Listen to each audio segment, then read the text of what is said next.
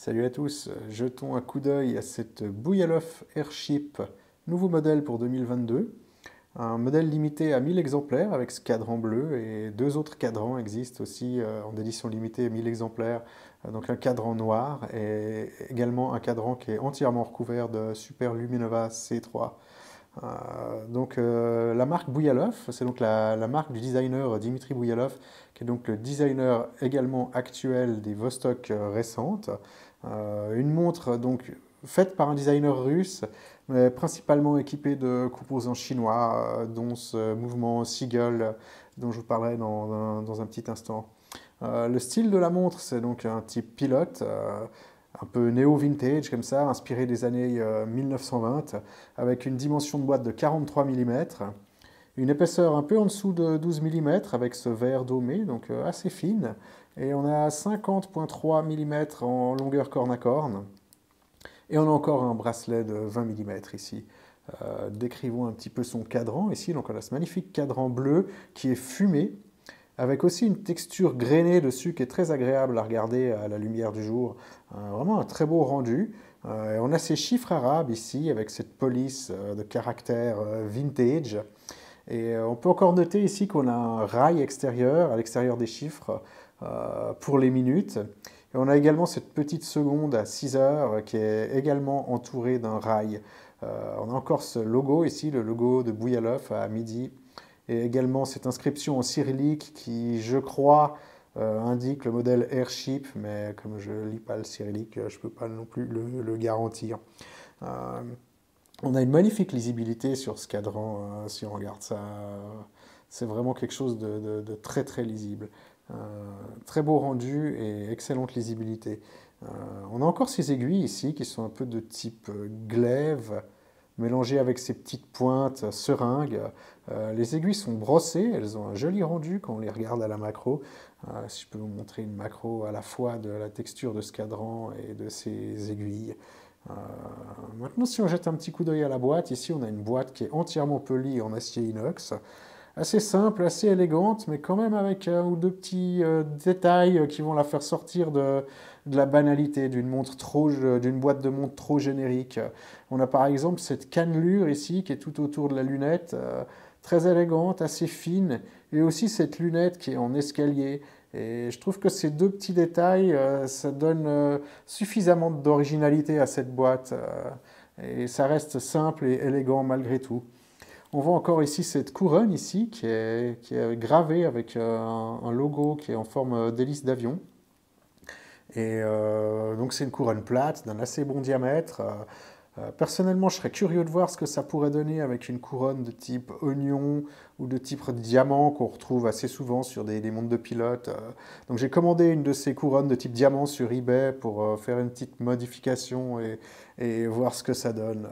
Encore une bonne surprise sur cette montre, c'est ce verre saphir domé qui est recouvert d'anti-reflet. Alors il reflète quand même un peu, mais il y a quand même une couverture anti-reflet qui fait son effet, même si c'est pas excellent. Et on a encore le cadran qui est entièrement, tous les chiffres et les aiguilles chargés en Super Luminova C3 et avec une belle dose de matière lumineuse, si je peux vous montrer une petite vision nocturne.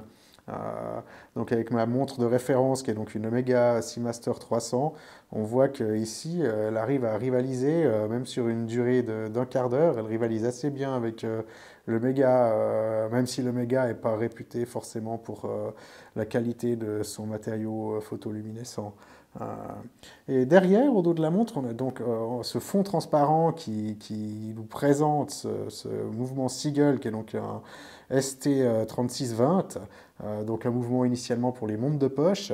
Et donc ce fond transparent, c'est également une vitre en saphir. Et on a ce fond qui est donc entouré avec des inscriptions, différentes inscriptions sur les caractéristiques de la montre que je vous ai déjà citées, à part la résistance à l'eau qui est donc 50 mètres.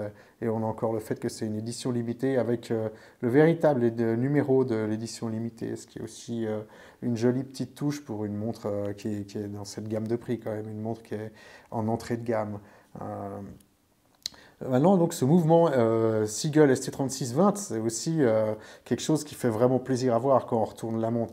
Même si c'est pas un mouvement d'une très très grande valeur en termes de décoration, on a quand même ces côtes de Genève ici, et puis ces vis bleuies. Et ce qui est vraiment impressionnant, c'est que le mouvement remplit vraiment toute la boîte, et on a beaucoup de plaisir à le regarder. Et je trouve que pour le prix qu'il vaut, la finition est quand même assez belle finalement.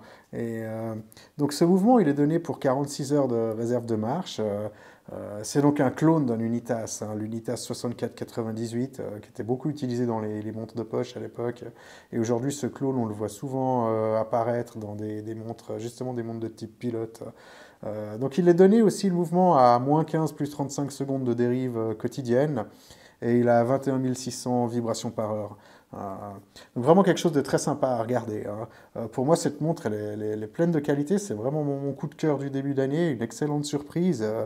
Son design, son cadran avec cette belle texture et cet aspect fumé, le double saphir des deux côtés, le fait qu'on peut admirer ce mouvement, c'est quand même un plaisir d'un mouvement d'une telle taille. Si Dimitri Bouyalov avait utilisé un mouvement Vostok, qui est quand même d'un diamètre beaucoup plus petit, il aurait quelque part été un peu perdu au milieu de cette grande boîte. Et là, avec ce fond saphir transparent, on a vraiment beaucoup de plaisir à la regarder. Et moi, si je vois un seul petit détail qui me plaît un peu moins sur cette montre, c'est la dérive quotidienne, parce que à mesurer au time grapher, on voit que cette montre, elle est à plus 10, plus 25 secondes par jour en fonction de la position. Mais pour moi, le problème, c'est que le réglage sur le balancier est déjà quasiment au maximum du ralentissement de ce qu'on peut ralentir le balancier. Donc voilà, des mouvements qui ne sont pas d'une extrême précision à la sortie de l'usine. On peut encore jeter vite fait un petit coup d'œil au bracelet. Personnellement, j'ai changé le bracelet. Je suis pas fan des bracelets qui débordent sur les cornes en cuir. Après, ça, c'est une affaire de goût. La boucle est assez sympa sur ce bracelet aussi. Et voilà, donc au final, une montre qui m'a vraiment agréablement surpris et que j'ai du plaisir à porter. Voilà, je vous remercie de m'avoir suivi et je vous dis à la prochaine. Ciao!